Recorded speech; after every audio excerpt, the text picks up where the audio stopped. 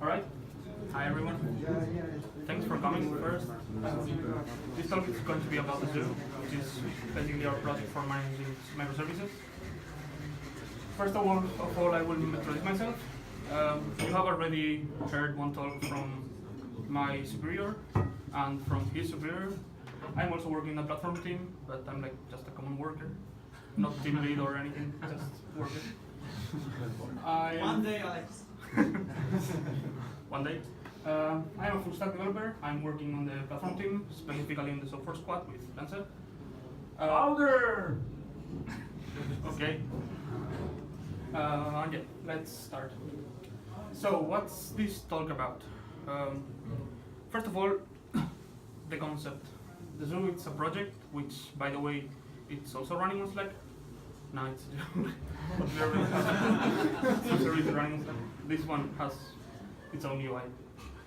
The implementation, how did we achieve to have this and how it's working and how we are using it and why we open source it. So let's start. First, let me give you some numbers about Kiwi. We have around 1,200 GitLab repositories, around 300 microservices, and around 350 developers, which are coding those microservices. And we basically need a way to keep track of everything because it doesn't scale otherwise. So what's exactly the problem? In a microservice architecture, usually services depend on other services, and unless you are the one who built everything, you don't know how it's that dependency tree. Teams need to cooperate and they need to have information about other teams and other projects. And nobody can know anything. It's impossible to have one guy, well, maybe Vance, but that's it. And you also shouldn't have one guy knowing everything. If that guy happens to leave or whatever, you're fucked. So figuring everything whenever you need it, it's basically a waste of time for 300 developers. If you count the hours and for every developer how much time they lose, it's just a lot of time. This is a message from one of our front-end developers. He was just asking who is responsible for that endpoint, because we don't have any way to know unless you ask the guy that knows. So yeah. So what have we made to solve this? We built a microservice catalog just to have some listing of every service we have. We, on top of that, built some static auditing because we already have all the information of all our services. Let's try to do stuff with them. And we integrated with third-party services that we gather data from and dump data to. And we also call it the Zoo. Yeah, nice joke. So what does it solve? The first thing is discovery. We don't have any, until now, we didn't have any standard way to find services unless your service it's really critical or important, nobody's going to know about it. So from 350 microservices, of course, not all of them are critical to the infrastructure, so you may not know about one of them. Targeting, whenever you have some endpoint that you don't know who's responsible of or some service that you want to know more about, you can just check down the Zoo and you will find who's in care of that. And also inspection, we also want to know how is that service doing, what's the state, how many issues we have there, even how to solve them. And this basically saves lots of time, which I know my colleagues already repeated, but this is like overlapping information. Time is basically the most valuable thing we have. So, auditing, that's like the most advanced part we did, so I'm going to spend more time explaining it. We do source code checks, configuration file checks, and security checks. All these checks range from simple suggestions or best practices to even critical stuff we found during years, or vulnerabilities we just want to make sure nobody has, or at least know how many services have that issue. And it's also modular, so just write your checks and it's going to be there and it's going to work. So how does this auditing work? We basically have a periodic task running every hour. We run over every repository we have. We download an archive of that repository. We get the files and we run the checks over them. We also scan dependencies because we also want to have some kind of data over how many dependencies we have, which dependencies we have. This helps us, for example, to optimize Docker images. If we already can pre-build all the most used dependencies, that's going to save us time. And we also run all the checks we have and gather the results and save them so we can do stuff with them afterwards. So what do we do with that information? The first thing is have an easy way to open issues. If we have a list of stuff we check over every repository, even knowing which repositories are affected is not helping us in much. Like, you will still need to go to GitLab, open issues on every repo, and that's like more time consuming. We have direct integration with GitLab, so just press a button and it's a GitLab issue open with description, how to fix it if we know, stuff like that. We have dependency usage information, which versions, how that dependency got over time. Like right now we are using, I don't know, PyTest on 500 repositories and 1 month ago on only 300. What happened and why, and stuff like that. And we also kind of rate the service. Sometimes having that list of stuff to fix in your repo, it's not that appealing to fix. So we try to gamify it some way and just rate the service so people will be like willing to raise the rate from F to E, just fixing stuff. And we also offer all these reports in CI, so we are auditing every repository. Every time someone opens a merge request, we have direct information of what happened with that merge request. This is a screenshot on our CI. You can see that this merge request has 3 known issues. I fixed 2 of them, and I also introduced a new one because shit happens. And runs pretty fast, and it's information that doesn't break your pipeline, or you shouldn't, but you know what's happening with that merge request. Yeah, so what about the integrations we have? The first one is Sentry. We use Sentry for tracking all our errors, so sometimes a couple services have like this huge list of issues that nobody goes over it, and it's just like not appealing to go over them. So we pick from all the issues we register on Sentry the dangerous ones, like the ones that have been happening every single day for, I don't know, 2,000 times a day, or issues that are rate limited or stuff like that. Those are issues that the owner of the service should be knowing about. Datadog, we gather information about our service level objectives.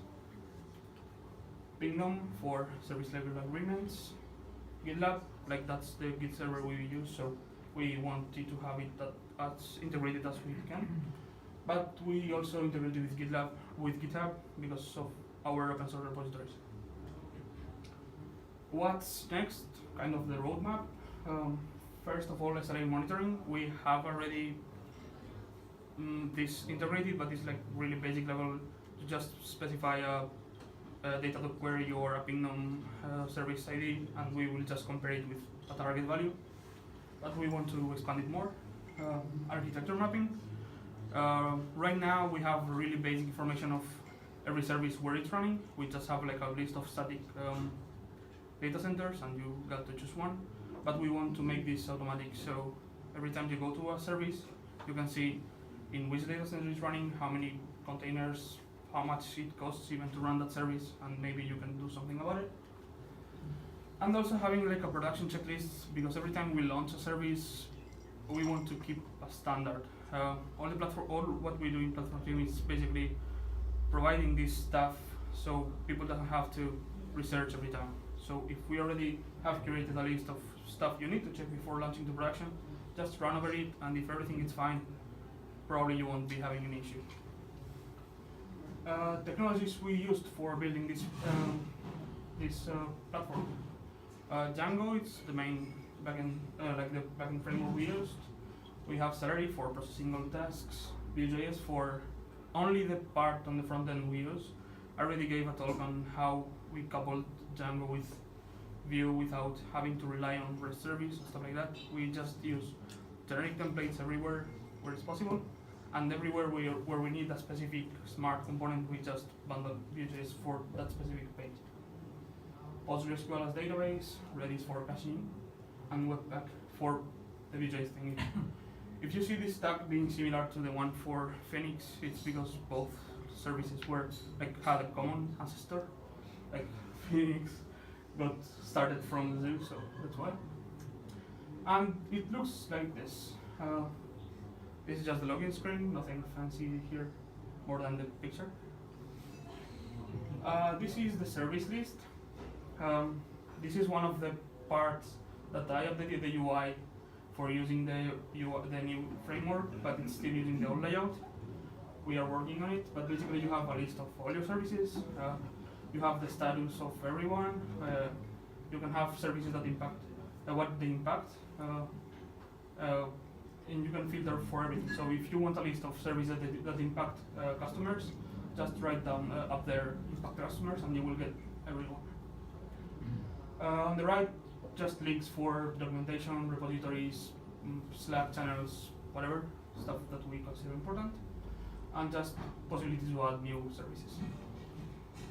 This is the service detail page. The first thing you should. Okay, I don't know how the light works. Yeah, this thing is basically just an overview of the auditing report we run on every repository every hour. So right now this service has 9 issues found on the last scan. You can see the report, and I will show the report on the next slide, so that's it. The GitLab stats, like how many issues, how many people contributing, it's not that useful, but the open issue button is pretty useful, so you don't have to find the repo in GitLab. The infrastructure, okay, this repository doesn't have infrastructure information, but as I told you, right now it's just some static data center. We want to increase this. And the last one is the Sentry integration. This project has been rated B because we found 14 issues in total, and 5 of them are something we consider that needs to be taken care of. The first issue, you can see that it already has like 3,000 events, and it has been happening like almost every day. So that's something that shouldn't happen, and you should take care of it as soon as possible. This is the auditing report. So just have a list of all the issues we found with title and description. On the description, we usually also provide how to fix it.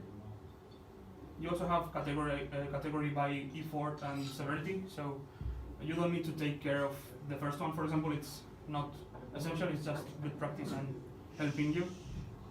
But if you have time, just do it. You can open an issue directly from there on GitLab. Don't need to write anything, just press the button, and we will have a new issue on GitLab with this description pasted there, so everybody can take it and just fix it. And also one fix button, which also asks you like 2 more times, please fix it, because we don't want to have non-fixed issues. This is the auditing grid, which this has been like the most complicated part. We wanted to have like an overview of how we are doing everywhere. And this is basically a huge matrix of all our services and all our issues, and how many services have the issues fixed and how many issues are open on GitLab. And you can also bulk create issues in GitLab from here. So just click on the headers and it will populate and save. And when you click on open issues, all of them will be opened at the same time. We also have like category by critical issues and warning issues and just suggestions, and also filtering for everything. This is the analytics part. Basically, this is just a list of dependencies, and on the versions thingy, if you hover it, you will see for every version how many are used, how many repositories use that specific version. You also have like a histogram of how the evolution of the usage has been happening. And yeah, why are we open sourcing it? First of all, we love open source.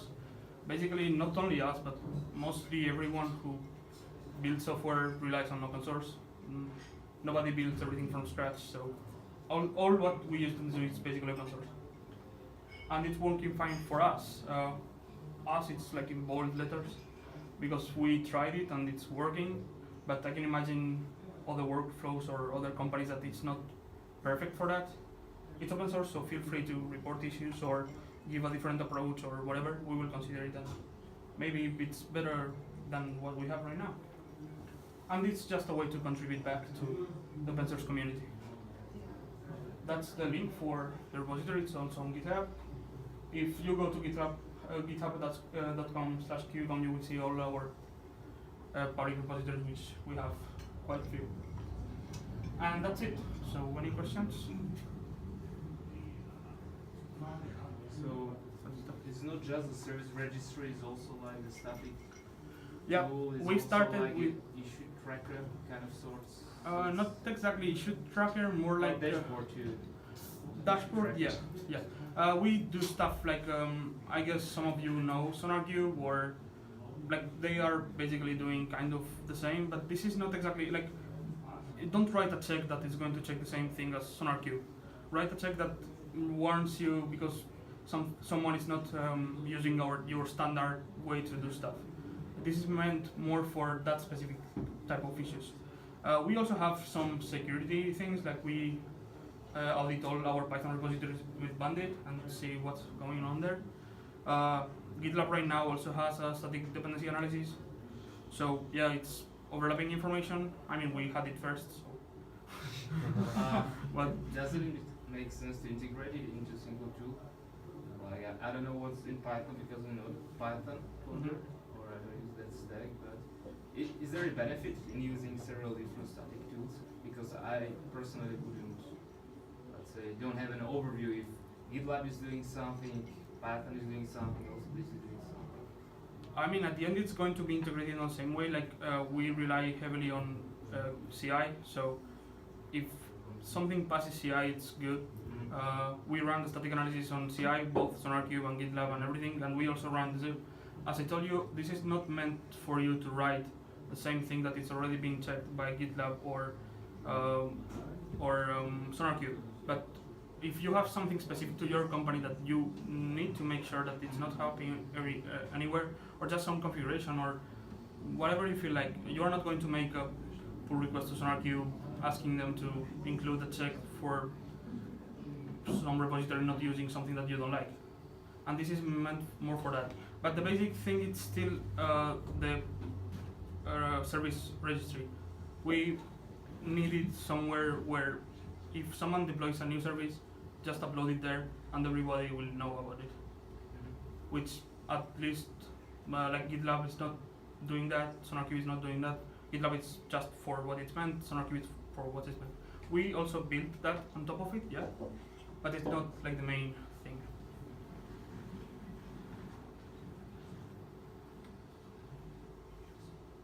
Nothing more? So I guess no. So that.